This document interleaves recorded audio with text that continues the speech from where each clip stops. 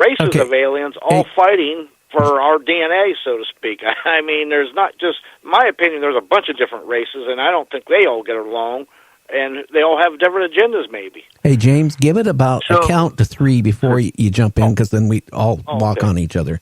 Go ahead, Eric. I didn't even talk about that. So you have what's called a consortium. Now, so on our show and on our team, we have our Keith Andrews. He's our alien race specialist, and he actually interacts with about 50 different races, if not more. And the consortium, they used to call it the Intergalactic Council.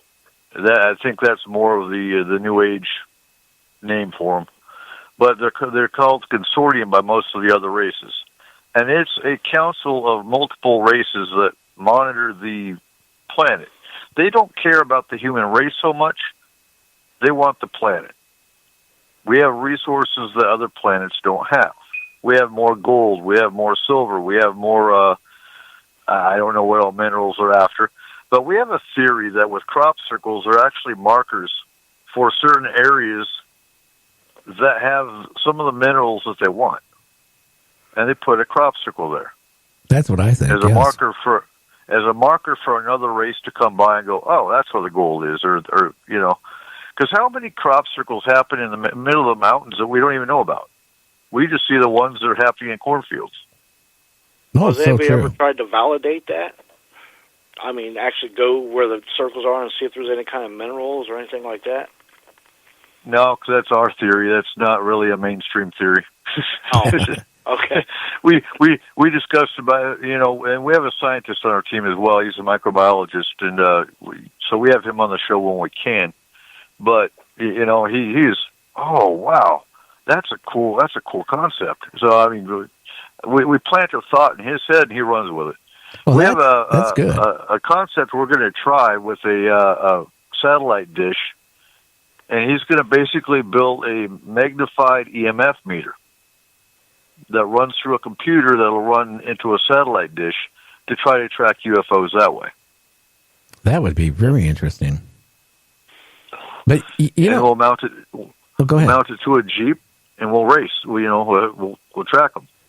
Well, you know, one thing I will say, okay, is I think if you go through evolution, how man started, I just can't buy it.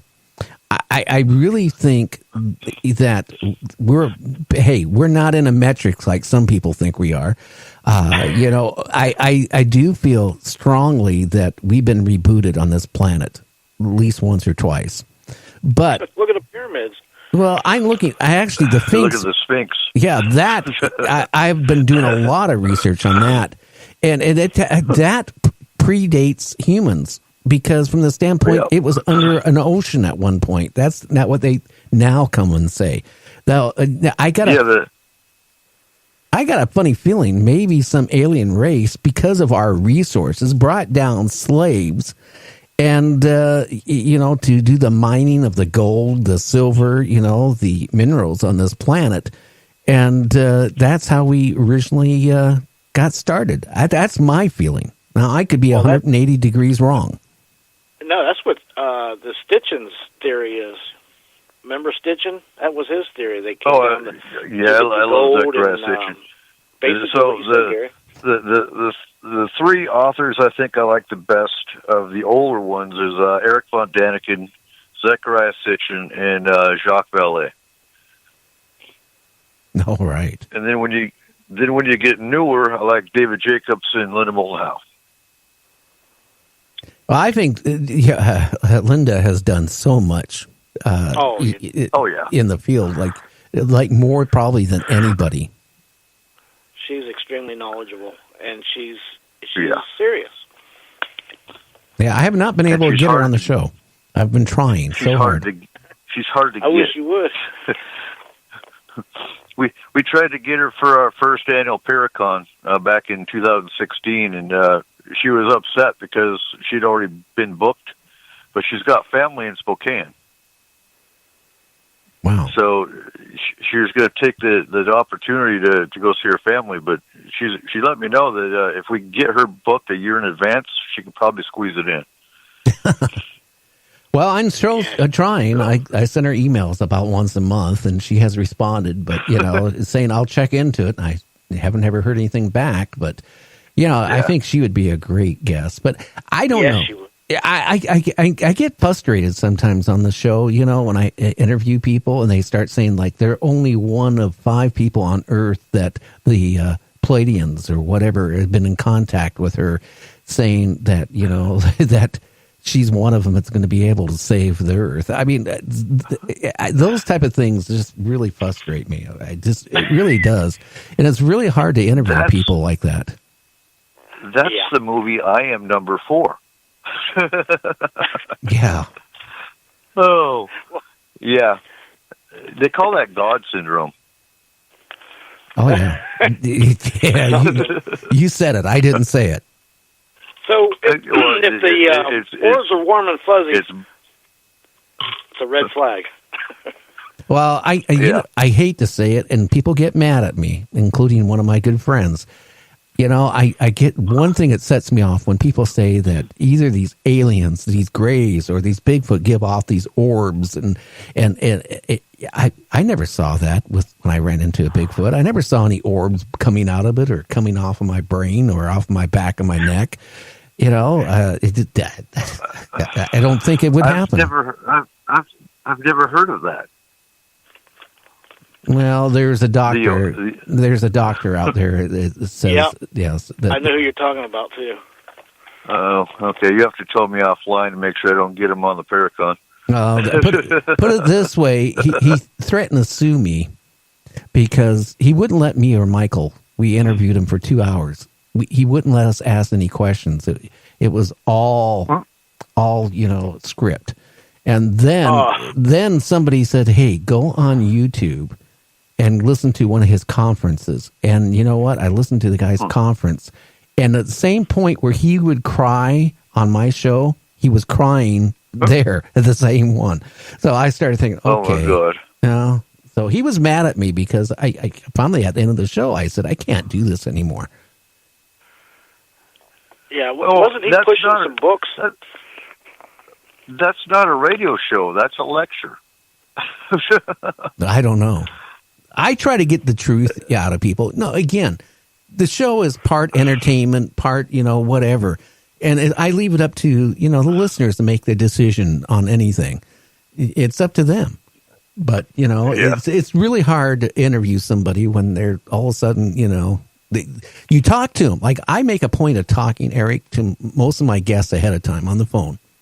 And I outline what we're going to be talking about. And then all of a sudden you get them on the show and they don't talk about anything that, what they were coming on for. Right. So you're lucky because you got your round table and your group of your people there. And, you already know what you're going to talk about. So that makes it better. Well, and that's why I usually in December is when I put out our year message, our plans for the year, and then I put down our S4 schedule for the year. And I sit down and I kind of plot each month what we're going to talk about. I kind of base it because we do disaster response as well, so I plan those particular shows seasonally. And then we know what our schedule looks like, and then I'll plan certain guests on. Special guests, like we have Butch Wachowski at the end of this month to talk cryptids. But I'll sit and I'll kind of plan out who do I want specifically that specializes in that area. And that's kind of how I geared around. Well, I like your show. I mean, that's why you're on my network. I find it interesting. It's not like, some of the other stuff. I still get frustrated because I always tell James this off the side. I hate internet radio in a lot of ways. One is a person goes to Walmart and spends $20 for a microphone, plugs it in their computer, and now they're a talk show host. Yeah. Yeah. And what's really bad is when I get an expert on my show that knows far less than I do. Yeah. Or Gary, somebody that supposedly seen everything, but yet don't know nothing. You were going to say, Eric? Well, there They're Google researchers. That's all they are. They've never been in the field. They've never seen a UFO. They've never seen a Bigfoot or even heard a knock. They find it all on research on Google and on YouTube, and then they're an expert. I don't believe in the word expert. That's why on our team we have specialists. You say you're an expert, I expect you to know everything there is to know about that subject. You say you're a specialist, that means you specialize in a field, but you're willing to learn more. Oh, yeah. No, and that's the whole point. Doing my show, I learn all the time. And some stuff I learned that I play it in my mind, and the other part of it, I go, wow, what did I just listen to? Yeah. And there's no such thing as experts. And boots on the ground is where you get your experience and learn. Mm-hmm. Oh, again, I'm going to stress back to I have had a couple weird experiences. One, in the 70s, going into the New Mexico, going on the freeway at night or the highway at night at a high speed, the whole car lit up inside and all around the car, and I thought it was a helicopter, and I pulled off the side of the road. Okay, thinking, okay, I'm going to get busted, but I swore it was no speed limit at that time there. And I pull off the side of the road, and the light is so intense, it's hurting my eyes, and poof, it was gone, and it made me wonder what it was, and it kind of scared me for a few hours. But then when I talked about Peter Davenport about a year and a half ago, before going on the air, he had that same type of experience, and he has had thousands of people having that type of experience. Wow. Mm-hmm. I want to go down the extraterrestrial highway. Well, I don't. Yeah. Do you have any infrared binoculars or any type of monocular or anything? No, infrared? Yeah. I don't, but our drone operator, his drone is FLIR. Well, I tell people, if you want to see UFOs, go out at some night when it's a clear night, get away from the city lights, the light pollution, and stare at the sky with one of those. And if you come back in the house 2 hours later, and instead of getting a cup of coffee, you're getting a shot of whatever, you're going to see some strange things that are not, it doesn't make logical sense. It just doesn't. Like lights going a direction, coming to a stop almost, and then turning and going back another direction. No asteroid, no comet, or any satellite can do that. Right. Yeah. Isn't there a ranch out there, Gillen Ranch or something in the Northwest that has a lot of stuff in the sky like that? East Ranch. What is it? It's James Gilliland that runs it, but it's East City Ranch. Yep, that's it. Well, now, if you look at, and it's what's curious, and I think I was talking to you about this, Gary. You've got Skinwalker Ranch, and I believe Utah. You've got East City here in Washington, and you've got the other one you were talking about in Texas. Well, don't forget, a lot of people are forgetting about the Big Rock. Now, I've had, I can't think of his name. He's been on my show. He's also, Michael's had him on his show. But his grandfather was the one that basically started, this big thing in the 40s and 50s and 60s about UFOs and, sightings in New stuff. Mexico? I can't remember where it was at. Maybe it was New Mexico. That sounds like sounds like the White Sands, New Mexico case, and you turn out to be an alien contactee? No. What this was, it was that there was a lot of sightings in this area of UFOs, and it was a good story about it because the guy's grandfather owned a gas station or worked at a gas station. I can't remember. And Howard Hughes came through, and somehow he befriended Howard Hughes. So, I remember now. He worked for Howard Hughes.